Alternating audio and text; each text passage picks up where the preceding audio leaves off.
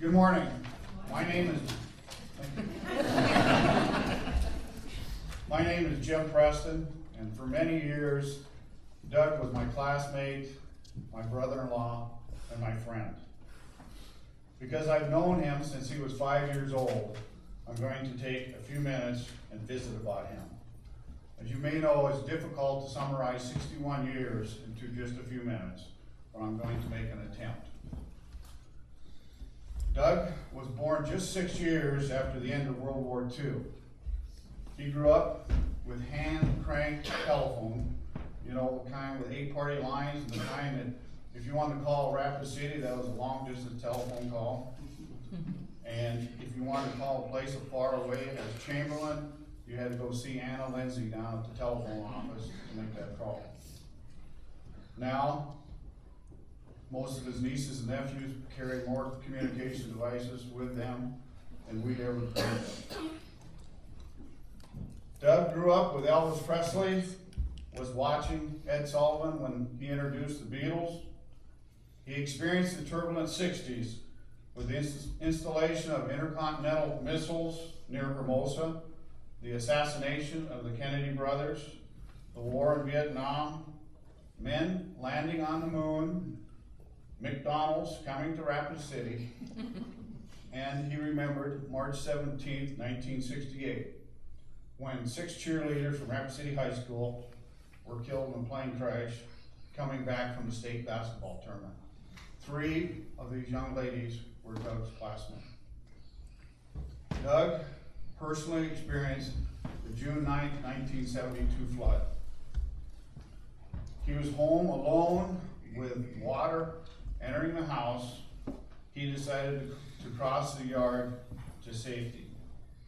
Instead of reaching the other side of the water flowing past his back door, he was swept downstream several hundred feet before he was able to catch himself on a roof corner of a shed where he's able to pull himself out of the churning water. Doug wandered through the dark night before taking refuge in this church right here. He was emotionally reunited with his family about 9 o'clock the next morning on the streets of Hermosa.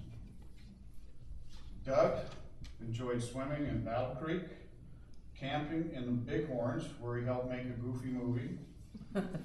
He also enjoyed traveling throughout the United States and Europe, visiting many of his siblings and other relatives. I remember that he had a great time rafting the Green River in Utah with my brother Sarge, myself, and Dee. Doug stood up for Dee's and my wedding in this church, as well as several other weddings throughout the years. Although Doug did not serve in the military, I recall that he got a special kick out of helping me on a military exercise where he drove the old Chevy truck with a handful of opposing forces in the back who popped up and completely annihilated all the soldiers in my advance party. As many of you know, Doug loved history.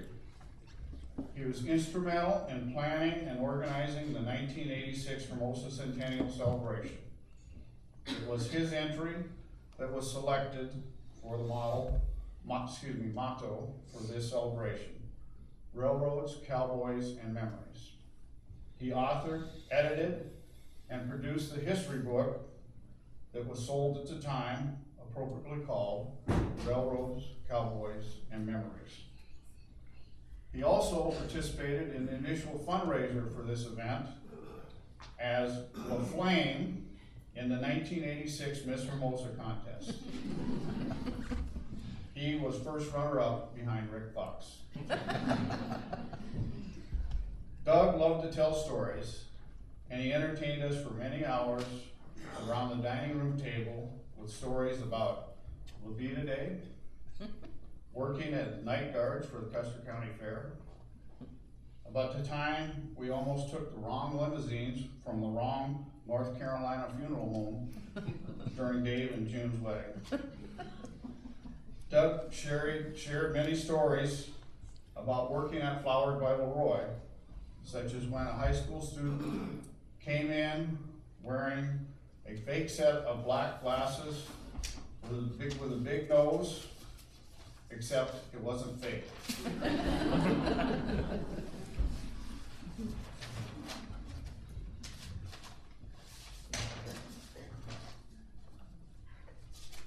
He enjoyed telling the story about entering Fleeneyville in Utah, which did not have a habitable building in it, and being approached by a strange-looking character who introduced himself as Snake.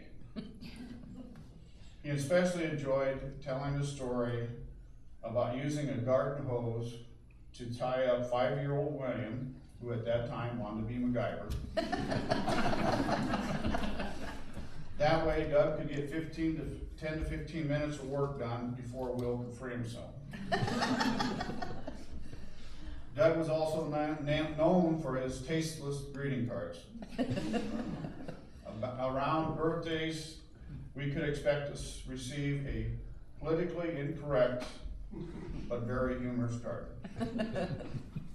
Doug was not above telling stories about himself, such as the time some of us got too deep into the champagne and we fell asleep on my lawn. Doug was still on the lawn when his cousin showed up with his new wife. Doug was only able to manage a face-down hand wave. He later reintroduced himself as the lawn ornament.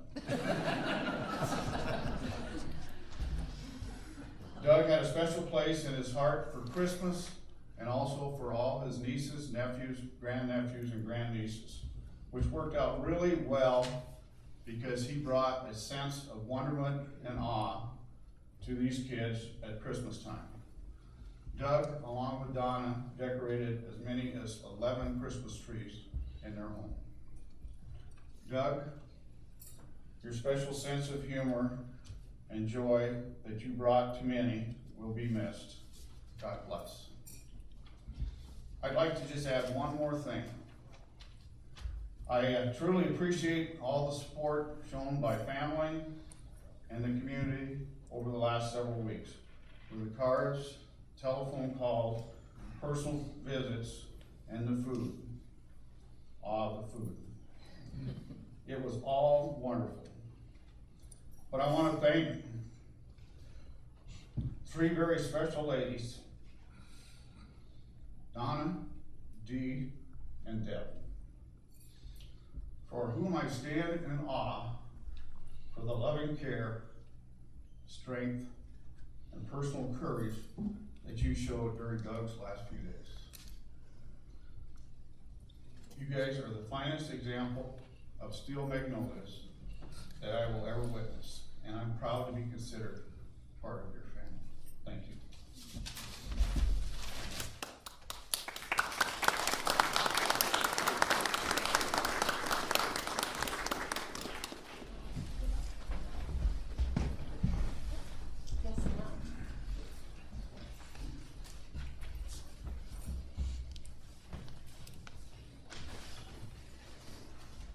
Sure, now I have to get up and say something after all that. Man. And I need to like. You know, as I look out, I just want to thank you all for being here. It's amazing how just one person can connect so many people together. It's such a blessing. Now, most of you are very familiar with the master gardener, the master designer, master mason, but since I'm the ornery sister, I just couldn't pass up the opportunity to set the record straight and share his other sides. You know, the master purveyor of terrible, awful, nasty birthday cards, and the master prankster. Now, I'm just not sure where he shot for those darn cards, but man, you always open them very carefully and at arm's length. I just have a couple of classic Doug the Prankster stories that I'd like to share. Just a couple. It won't take me long, I promise. The first one involves niece Jenny and nephew Will and a certain prom corsage. Doug cooked up this wonderful idea to make this monstrosity of a wrist corsage that extended all the way up her arm to a lovely culmination of a bird's nest near her Jenny's shoulder, you know, and all these gobs and gobs of ribbon and crap dangling from it. Now, Jenny was just about into a full-blown panic attack when Will's MacGyver side kicked in. He was thinking, I know I've got some scissors out in the glove box in my car, and I could trim some from here. And Jenny said, this classic, Mom, there's a bird on my arm! And Mom Diane said, but you know, Jenny, you can't hurt Uncle Doug's feelings. You just have to go with it. You know, he worked so hard on this. Well, Diane and Bernie and Doug and Grandma let them agonize a little bit longer before pulling out the real corsage and sending them off to prom with sounds of heavy sighs of relief. Another classic Doug the Prankster story involves his competitive side and one of our local Rapid City Garden Club members. You know, he'd mentioned from time to time how that Kathy Drain always had the coolest, latest, newfangled gardening tools and gadgets around. Pretty tough to keep up with her. So when the opportunity arose, he was all over the place, plotting and planning, and he about gave everybody a heart attack when my son Drew came sneaking up on this garden party as Uncle Doug's private garden assassin. All decked out in full ghillie suit mode, looking something like a cross between Swamp Thing and Sasquatch. You know, I'm not sure that they've recovered yet, but and to continue with Jim's comments about all the nieces and nephews, you know, they've got some great stories to share, I'm sure. But some of the best qualities that my brother was gifted with was his ability to create those amazingly wonderful Christmas memories. You know, each year seemed to bring forth new wonders to behold. You know, there's that little part in the Lord's Prayer that says, on earth as it is in heaven. That gift of creating breathtaking beauty, it's just such a rare quality. You know, he will be missed on so many levels.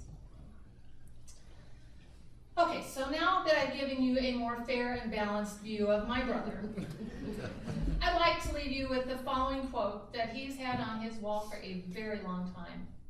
It's Abraham Lincoln's words. Live a good life, and in the end, it's not the years in a life, it's the life in the years. Thank you.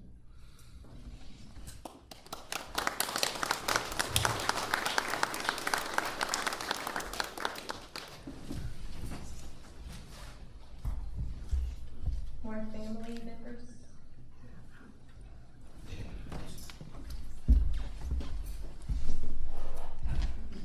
As the eldest brother, I would just like to tag along with all the comments that have been made You might previously. want to use that for downstairs.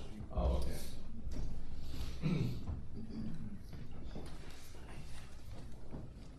As the eldest brother, I'd like to tag along the comments that Deb and Jim have made. He truly was one of those creative spirits that come along once in a lifetime. Although I've been living away most of his life, every time I came home, I was never ever so amazed as to see the things that he had done, the creations he had dreamed up, and how he had put it all together. It was absolutely amazing. This last time, it was a little different. He was still the Doug that I've always known. But I knew it was his time to transition. That's probably the hardest, because you know that all those wonderful things that you've always experienced are now going to be memories. But as Deb said, it's not the years of the life, but it truly is life in the years. And all those memories I will cherish, as I'm sure this community will as well. I thank you for all of your concern and your love and your care. And I celebrate Doug's life, because he truly was